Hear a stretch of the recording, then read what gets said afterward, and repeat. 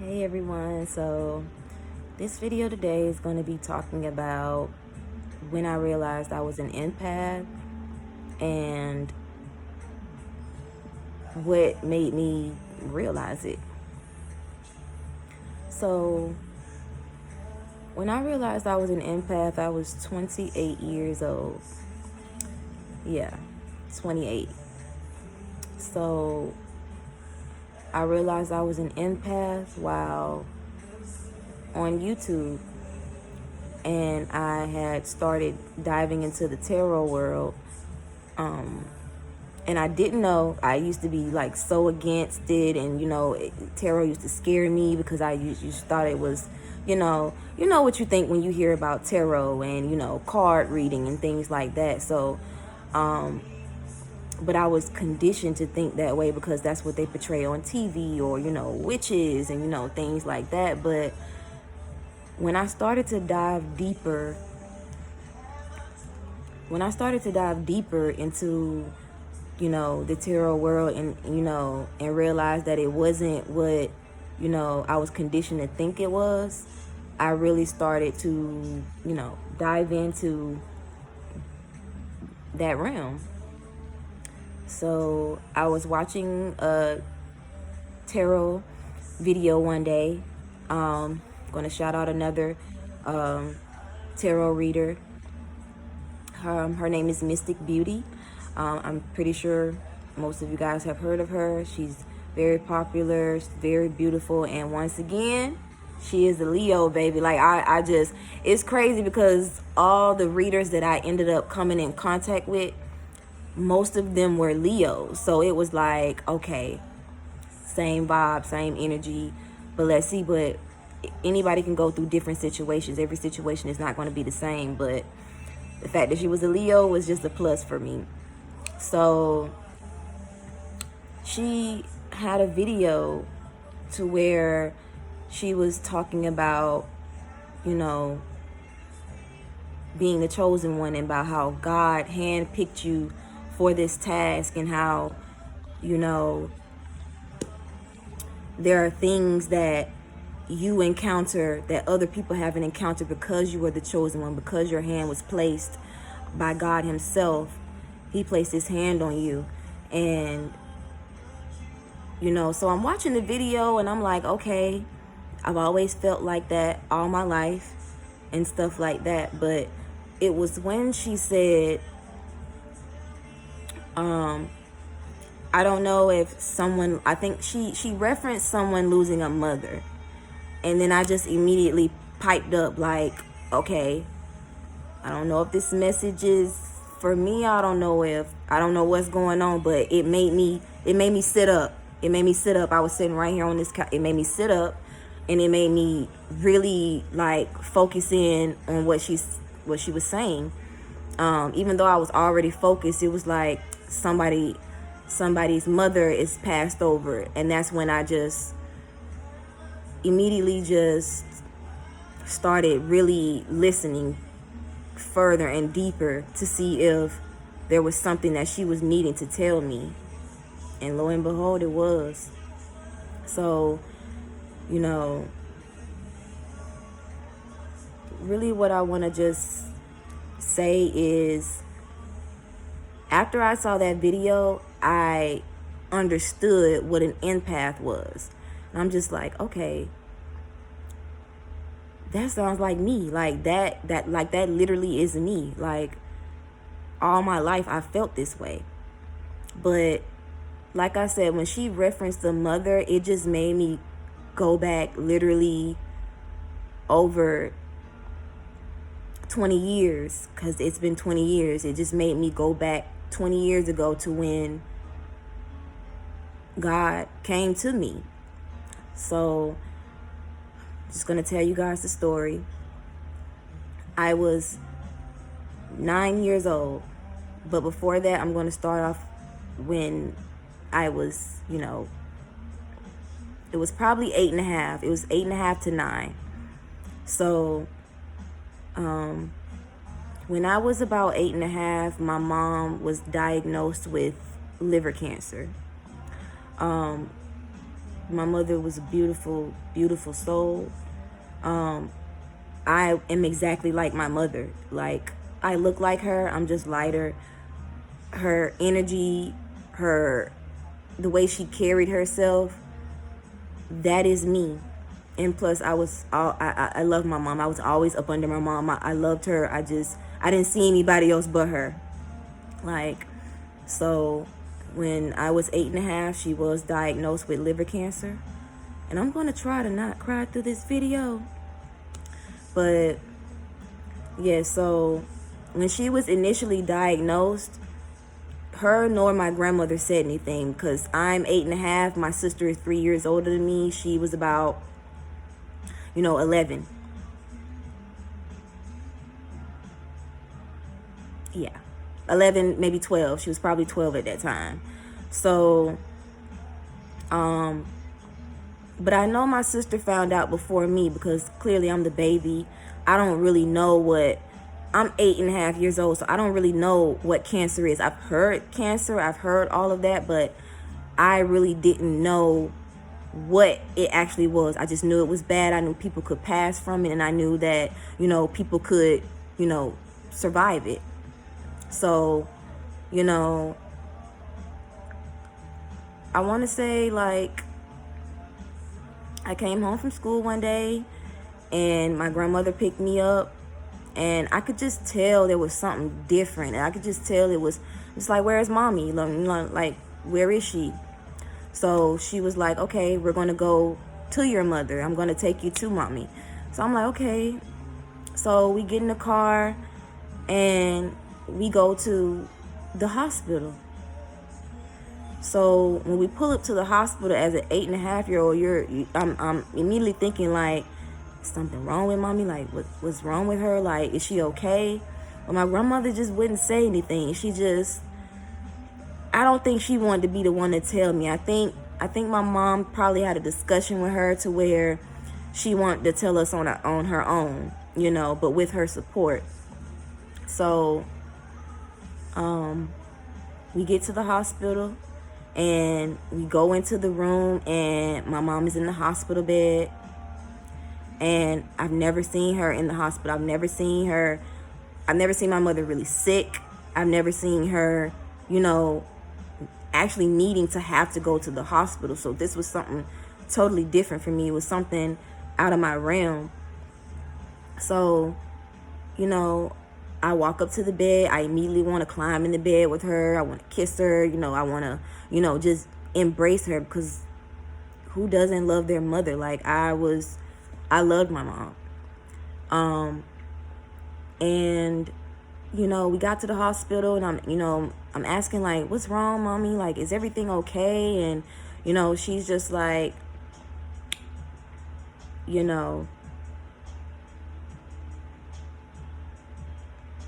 I have cancer.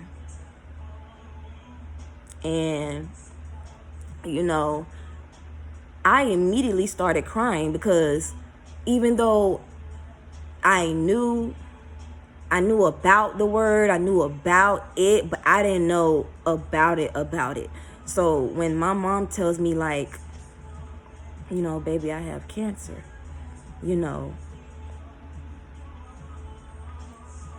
it just really, rocked my world. And I'm looking at my sister, and, and we're just broken. But I immediately, like, stopped crying. I'm just like, nah, my mom gonna fight. Like, she gonna beat this. She's the strongest woman I know. Like, she's gonna beat this. Like, I never once considered death at all, because that's just not where an 8-year-old's mind goes. And on top of that, my mom was a fighter. She was the strongest woman I know. She never, let anybody know that she wouldn't even let us know that she had a toothache. So, mothers are amazing. And with me being a mother, it's just like, I finally understand, how hard that must have been for her to tell her children that she has an ailment that may not be able to be cured. But at that point, I think my grandma and my mom were just trying to keep it, light. So that day, passes and whatnot. And I want to say like a week later, I was asleep. I was in bed. And guys, when I tell you I was asleep, I was in a deep, deep sleep. And I've really never talked about this part of my life with anybody for real, because, it was really, it just shook me. It shook me. Now, so back to the story. I'm sleeping and I'm dreaming, and I'm telling y'all, the dream was as clear as day. Like it literally, like it was so vivid. It was crazy. But I just remember white clouds, white smoke. I don't know if it was clouds or it was smoke, but all I know, it was white clouds and white smoke. And then next thing you know, I see a gold light, and God was standing right before me. And he didn't say anything at first. We just stood and, embraced one another. Like I felt like he gave me time to like gather myself, even though I'm still in the dream. It's just like I'm standing there and I'm just like, like as an 8-year-old, like what is going on? Like I've never had a dream so vivid to where I'm like paralyzed. So once God gave me, a few minutes to just clear the smoke, clear the clouds, clear everything, I was able to see him vividly. He was literally standing right in front of me. So, I'm not saying anything. I'm just standing there in a dream, but he's standing directly in front of me, and he's just like, the only thing he said was, your mother will be cured in 5 months. Don't worry. She's going to be fine. She will be cured in 5 months. It's been 20 years, and I can still remember. That is one dream that I will never forget, that will never leave my mind, that has followed me around all my life, still to this day. And like I said, I'm going to try not to cry on this video, but, crying is good for the soul, so if it happens, please bear with me. And as soon as God said that, I immediately woke up. I immediately woke up.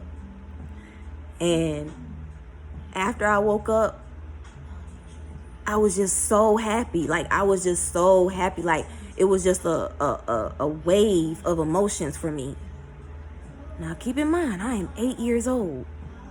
And God just appeared to me in my dream. So it's like, it's crazy. So it just has to be true. It has to be true.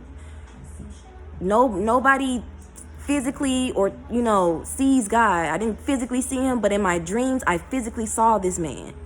I saw the Most High God. And his voice was very baritone, and, it sounded like it did on the movies. But regardless of that, I was so excited. I was so happy. Like, in between that time, after seeing my mom in the hospital and that whole week going by and me having the dream, it was just crazy to me. So I don't say anything. I go back to sleep. Nothing else weird happens. He doesn't come back to me. He doesn't. And let me say this. That was the one and only time God came to me in my dream, which is crazy, but not crazy because it was on purpose. So, where was I? So the next morning I wake up, I'm hella excited. I'm just like first person I told was my grandma, because my mom was back in the hospital. You know, within that week, she had went back to the hospital. But, you know, being a kid, nobody's going to tell me what the real reason is. I'm thinking, okay, it's just because she has to start doing checkups and things like that. So, when really she was starting radiation. But like I said, as a kid, you don't know what all of that stuff means. You don't know what, you know, people have to go through to fight this battle. So the next morning I wake up and I immediately run to my grandma's room. You know, while I'm getting ready for school, I immediately run to her room and I'm just like, Grandma, you know, Grandma, like I gotta tell you something. And she's, you know, she's like, what, baby? Like, what's going on? And I'm like, that's how my grandma sound. But I was just like, Grandma, like, God came to me in a dream and he told me that mommy was going to be cured in 5 months. Like 5 months. So she looked at me and she was just like, you know how, your kid says something and, you know, a parent or a grandparent looks at them like, okay. She kept a good face for me. Like, she kept a good face and she was just like, baby, I'm so happy for you. Like, your mom is going to be okay. Like, reassuring me that, like, the dream was, you know, God is right. Like, she's going to be fine. Like, we don't have anything to worry about. So, you know, after I said that, after we got out of school, we went to go see my mom in the hospital again. And, you know, I told her, I said, Mommy, you know, I had a dream. God came to me in my dream and he said that you're going to be cured in 5 months. And, you know, my mom just the sweetest soul I've ever come in contact with. And that's just why I know, like, I am her twin. Like, I am her. But, you know, she was just like, I'm so happy for you. Like, I thank you, baby. Like, thank you for telling me that. Like, we gonna beat this. Like, I'm gonna beat this. And, you know, I was just so confident. So, yeah, like my mom's gonna beat this. Like, I don't really know what this cancer thing is, but we're not gonna let that stop anything over here. So, now, after I tell, you know, everybody, you know, about my dream, everything just, you know, stops. And when I say stops, it's just like I didn't have any more dreams, you know, from God or anything like that. I didn't have anything that, you know, made me alert on anything. So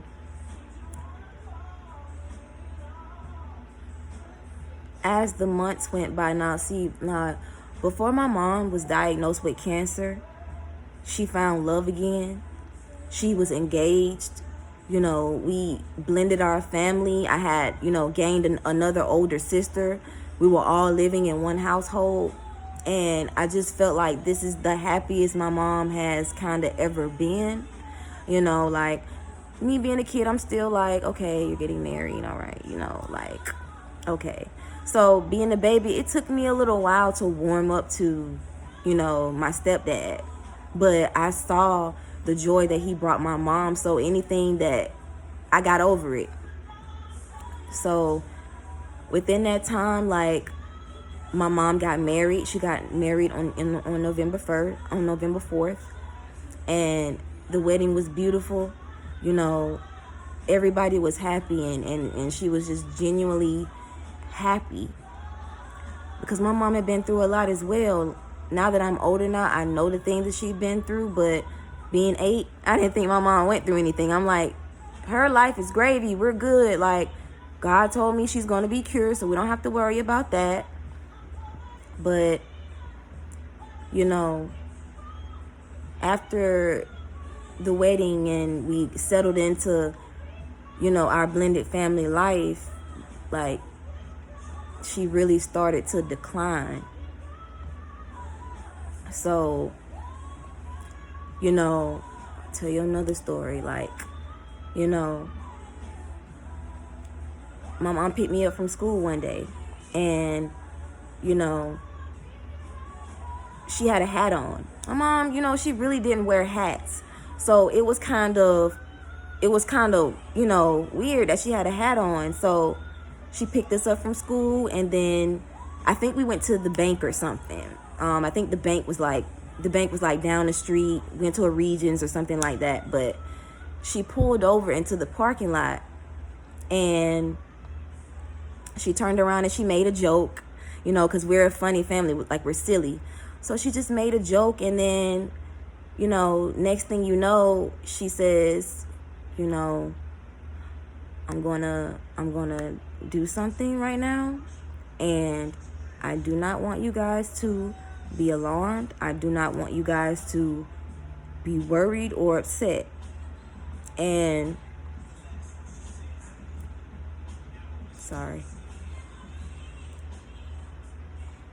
I'm sorry, y'all. So she turns around to the back seat where we are, and she takes off the hat, and she literally has no hair. She literally had no hair. And I just immediately started crying. I'm sorry. I haven't talked about this, like, I have not. This has never come out my mouth in 20 years. So she takes off her hat, and I immediately start crying, because I'm just like, what about my dream? What about God? Like, he said she would be cured in 5 months. So why is she losing her hair? Or why is she always throwing up? Or why is she, you know, always, you know, in the bed and things like that? She's supposed to be getting stronger. She's supposed to be pulling through. Like what's going on? So after she, you know, took the hat off, and, you know, we're all crying and stuff like that, and then, you know, she just said it in the sweetest voice. She just looked at all of us, you know, well, me, my sister, and I want to say my little cousin was in the car with us too, because, you know, my little cousin is like a sister to us. My mom took her, she literally lived with us. She did everything with us. And, you know, that is, you know, my uncle's daughter. You know, my mom and my uncle are brother and sister. And my mom is his older sister. So, you know, my mom was always a mother figure to us and my cousin. So, you know, after she let us, you know, wipe our tears and things like that, and, you know, she said, I did this because I did not want to wake up one day and see all of my hair on my pillow. And in that moment, I understood that, because that's a scary thing, waking up and you have clumps of hair on your pillow. Or, you know, waking up and your pillow is full of blood because you've had a nosebleed that you can't control because of the radiation and things like that. So, you know, and she was losing weight. So that was another thing that just broke me. And I'm just like, God, why would you come to me? Why would you make this dream so clear, so vivid, and, you know, tell me that she's going to be cured, but I see her declining? It's like, why is she declining? Why is she not getting better? So, you know, I want to say, like, after she cut her hair, I want to say like 2 months later. Now, this is all within a 5-month span from the time I had my dream and to from the time that, you know, she was going and battling all these, you know, ailments, you know, getting weaker and things like that. So, you know, so as the weeks went by, and, you know, as it got closer, I want to say like maybe we're in month 3 or 4, or the beginning of the 4th month, and she literally was not the same, but her spirit her energy and her heart continued to be the same. Like, no matter what, she was just tired, but she never changed herself. She never, she never let her sickness get the best of her. And me being 8, I was in gymnastics, I was in plays, I was an active child. So when I had to pull out of gymnastics because she couldn't pay for it anymore, it was too expensive because she had to pay for radiation. I didn't understand that as a kid. Why am I not going to gymnastics? Why can't I do this? And all the while, she was battling cancer, So I'm just gonna fast forward to the 5th month. I want to say it was a week before. And sorry, let me just pop this. It was a week before, and I was just so clingy with her. Like, I didn't want to leave her side. I didn't want to go outside and play. Like, all of that was not on my mind. Even though I'm 8 years old, I want to know what's going on with my mom. Let me cuddle up with her. Let me be with her. And it's just like, now that I'm a mother, I can't imagine having to, have these conversations with my kids and, not wanting to leave them. And, because I have a daughter now, and I just couldn't imagine leaving her here, and not seeing her grow up. So,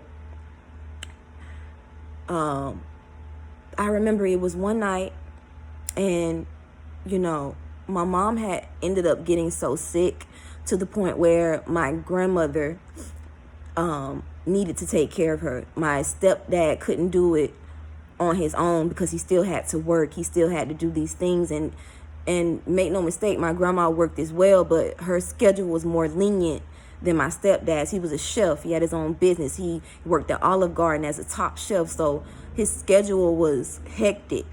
And now that I'm older now, I understand that. But I'm not going to lie, part of me felt like he wasn't there. Like, he wasn't there as much as he should have been. But I'm 8. I didn't see what went on behind closed doors because I'm a child. So, we had a next door neighbor. My grandmother has lived in the same house since before we were born. Well, before I was born, my sister was already, at that house with her. So, which was actually my mom's house. But we had a next door neighbor, and her name was Miss Bridget. And she was from the moment I knew Miss Bridget. She's known us since we were babies. And she was always godly. She was a Christian. She walked in her faith. She stood strong in her faith. She was always, attentive. She was always sweet. Every time we came outside, we're speaking, we're talking. She was just one of those neighbors that just embodied the power of, God. So, and she would always come over and sit with my mom and, pray over her and things like that. So one night I wanted to sleep with my mom. Like, I was that child that wanted to sleep with my mom all the time. And now I'm thinking about it, my child wants to do the same thing, and I get so annoyed about it, but it's just like, she is me. But anyway, so I'm in the room with my mom, I'm in the bed with her, and she's so weak, she's so sick. But by this time she has a breathing machine, and she couldn't sustain her bowels. She couldn't, really hold anything down. So it was really hard. It was really hard seeing my mom like that, and, I dealt with it in my way. My way to deal with it was to just be with her every second of the day. Like, I want to see the progress. I want to see what's going on. And, my sister, who is older, she was more aware than me. So a lot of things that went on was kept from me because I am the baby and I don't really understand what's going on. But by this time, I'm 9. I'm 9 years old now. And I just remember laying in the bed with my mom, and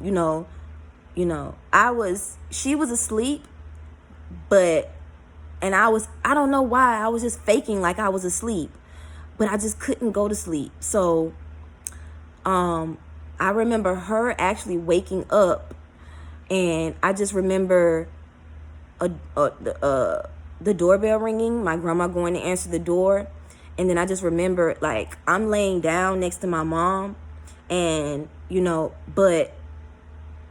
my face is kind of under the cover, like it's halfway. And you know how, like, when you peek under the cover and stuff like that. So I don't know why, but I was definitely faking sleep. I don't know, but all of a sudden, now I hear a bunch of voices. So they're coming in, and I immediately hear one voice that I already know, which is Miss Bridget. But I heard like 4 or 5 more people with her. And, I just remember Miss Bridget saying, are you sure you want to do this, Bebe? With that, my mom's nickname was Bebe. So clearly we were called the Bebe kids, but that's been her nickname since she was a baby. Her older brother, my uncle who passed away from brain cancer when he was 12, he gave her that nickname, and it just stuck with her ever since. So everybody in the neighborhood, everybody who knew my mom would call her Bebe. So I just heard her gently ask, like, Bebe, do you sure you want us to do this with Bree in the bed?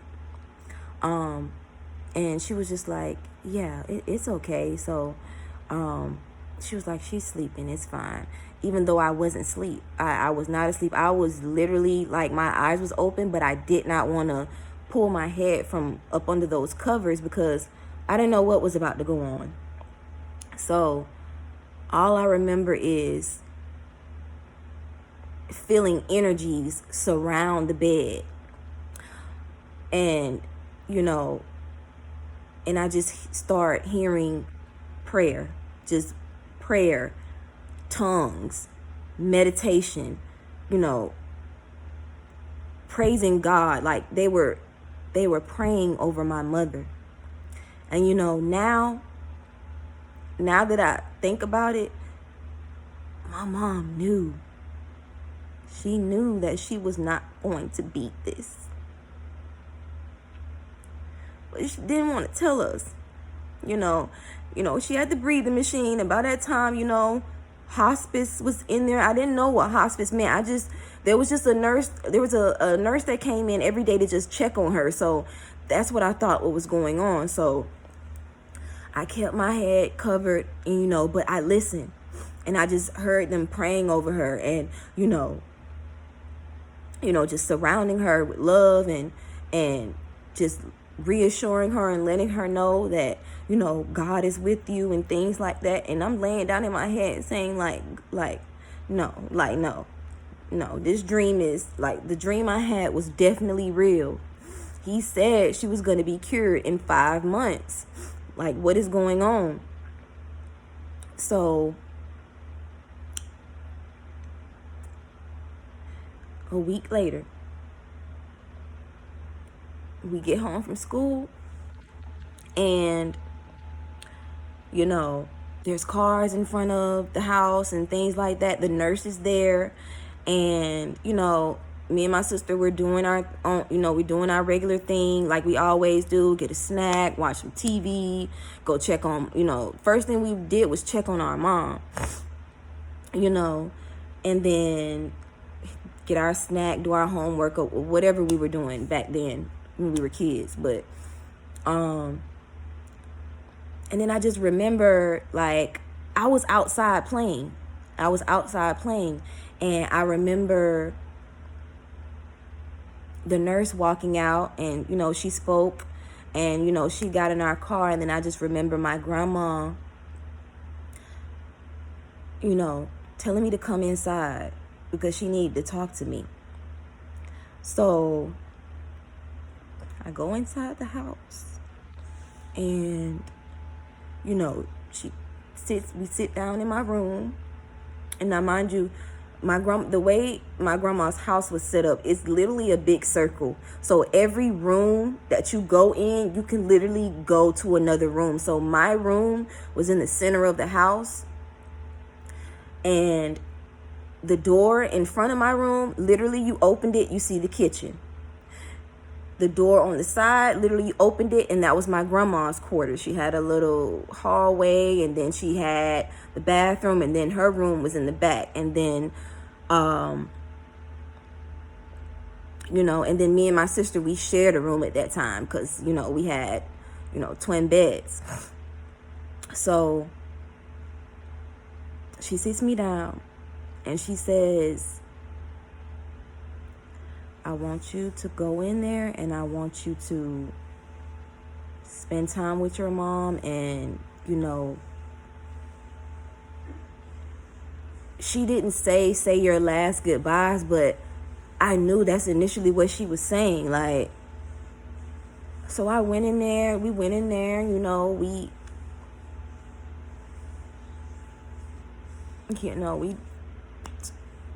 talked to her, and and you could just tell she was just in so much pain. Like, she literally was not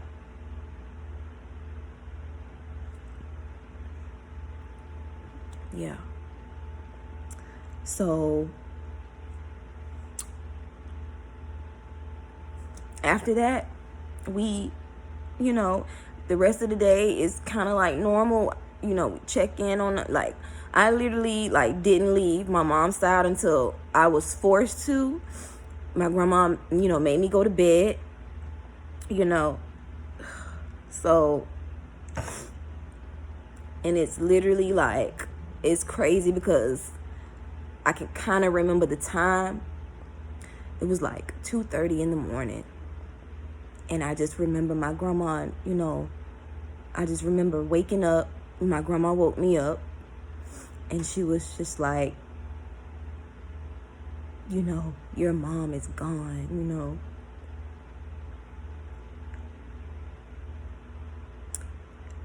And it's crazy because I wake up and I go into the living room, and literally all of our family is there.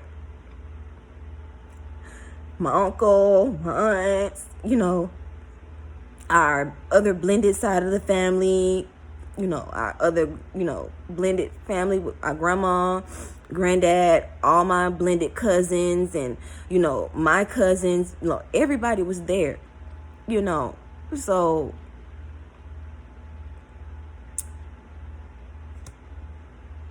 the fact that God came to me in that dream, what that did to me as a kid, it really, as a kid, when something comes to you and it's so clear, and you're so sure about it, and you're so, you just feel like this is gonna happen. But you know what? I felt like God, I felt like I knew 5 months ago, like, she was going to pass. But when I hear cured as an 8-year-old, you don't think of the other side of curing as like in death. That never crossed my mind. That never, because he said you were going to be cured. When I hear cured, I heard she's going to live. She's going to be okay. But that's not what God was telling me. And so, first of all, I just want to thank you guys for letting me even, get all of that out. But just to piggyback from the beginning of the video to where when I was 28, I realized I was an empath. But really, I should have realized that when I was 8 years old, when God came to me and told me that dream. And I was so hurt. I was so, you know, embarrassed because I told, you know, my family, like, she's gonna be okay. Like, God told me, like, we don't have to worry about anything. But she was okay. She wasn't in pain anymore. She wasn't suffering anymore. But, you know, that doesn't take away the fact that nobody wants to lose their mom. And, you know, it's crazy because after, you know, my mom passed, and as I got older, I'm just like, I will always be the friend that didn't have a mom. I was always the friend that, you know, would be like, don't get mad at your mom. Like, work it out. Like, what are you mad at her for? Like, that's petty. Like, because I would give anything to have my mom back, because I feel like she could have taught me so much. You know, I feel like she was my best friend, and I lost my best friend. And, you know, like, as a kid, you don't realize how much, me being a girl, you don't realize how much you need your mom. And I lost her at that age where I was really starting to need her for real. I was coming into my own. Like, I was, you know, 5th grade is when she passed, and that was a really hard year for me. I acted out, you know, I got suspended, you know, things that were out of the norm for me, because I guess a part of me knew I was about to lose my mom, you know. And on the other hand, I'm just like, I still got my grandma, but, you know, who wants to lose their mom? Like, who am I going to be without my mom? And, you know, it's crazy because I'm everything that she was. Even though I only had her for 9 years, my grandma would say all the time, you know, you're just like your mom. You look just like her. You know, you act just like her, without even trying, you know. So just to piggyback on, you know, the YouTube video that I watched, when they said that you are an empath, that God came down directly and placed his hand on you, that you were the chosen one. And I don't know why, you know, God chose me and he didn't, you know, choose my sister. But that's because, you know, he knew. He knew. And I swear to God, that's the only vivid dream that I can still remember 20 years later. And I've never really shared that story with anybody, because it took me a long time to, you know, get over the guilt of thinking that I was the one that, you know, initially made her pass. But now that, you know, I'm 30 years old now, I know that that wasn't something that I did. But it took me years. I want to say like over 10 years to realize that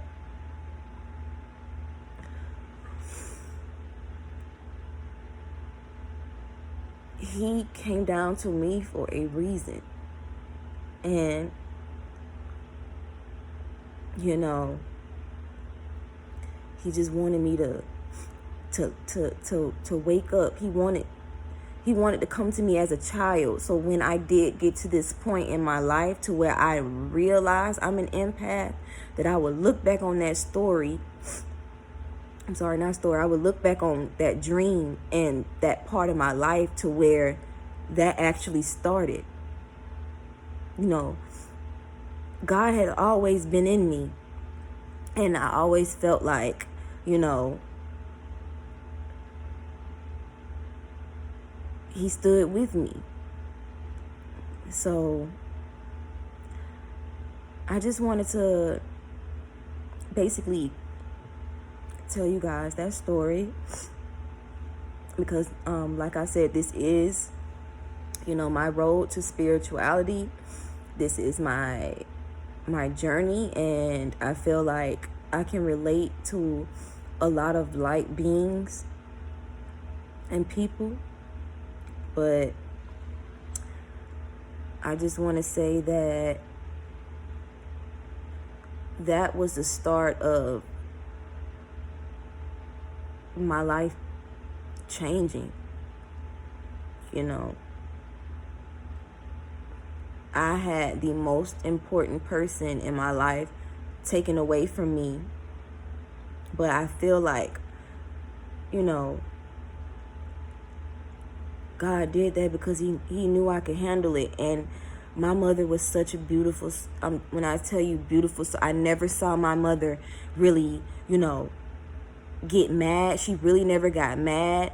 You know, she would get frustrated and things, but what mother doesn't when you have two young girls that, you know, one is a teenager and one is like almost getting into preteen years and things like that. So it's a lot. I have one daughter, one child, and it's a lot sometimes. But he knew I was worth it. He knew I was going to embody this path because he knew I was different. And with my mom being such a beautiful soul, her funeral was so packed that people had to stand outside and hear the sermon. People had to wait in line to view her and send her off to heaven, because that is the love that my mom embodied, and I feel like she just gave that to me when I was born. So, and also God needed her for much more work than here on this earth. You know, he needed her to do some special things up there. And, you know, as I got older, I realized that it still doesn't make it any painless. It still doesn't, you know, I still cry. I still get frustrated, you know. I get, you know, I just get emotional sometimes when I think about her, but I know that she is close. I know that she is near me. But just to say, like, that video sparked everything. And I know that the pieces are coming together. And I don't know if there is somebody out there who has went through the same thing with me, who has lost their mother, you know, when they were young, and, you know, that changed, you know, their life experiences. Because after my mom passed, you know, it changed me. You know, I still tried to keep a smile, but I wasn't that vibrant, you know, kid that I was before, after she passed. You know, like I didn't sleep for weeks. Like, you see these bags right here, I didn't sleep for weeks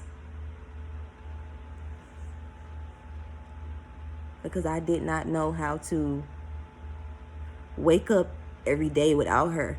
I did not know how to, you know, not cry out in pain because I wanted my mom, but she had to serve a higher purpose. She had greater work to do than what needed to be done on this earth. And, you know, so I just want to say, like, I'm putting out my life and my stories because I know that there are people out there that have gone through this, or it may not be as similar, but I know that they have battled with some things. And I know that there's been an instance to where they realized that they were an empath. So that's why I'm literally speaking and talking about my journey, because I want to connect, and I want people to know who I am. So just wanted to say that was my road to empathy, or that is when I realized that I indeed was an empath, watching that video for Mystic Beauty, and then immediately going back 20 years later to an instance to where I really had to be an empath. I really had to be destined for this life. So please leave a comment. Please leave your stories. I would like to connect with you guys to see if there's anybody out there who has the same instances in life, experiences as me, and how did you cope, or what was your story? I'm here to be a listening ear, and I'm just, wanting to connect with everybody who wants to connect with me.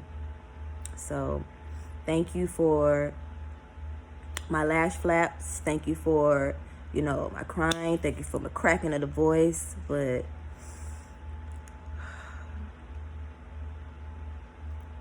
just thank you.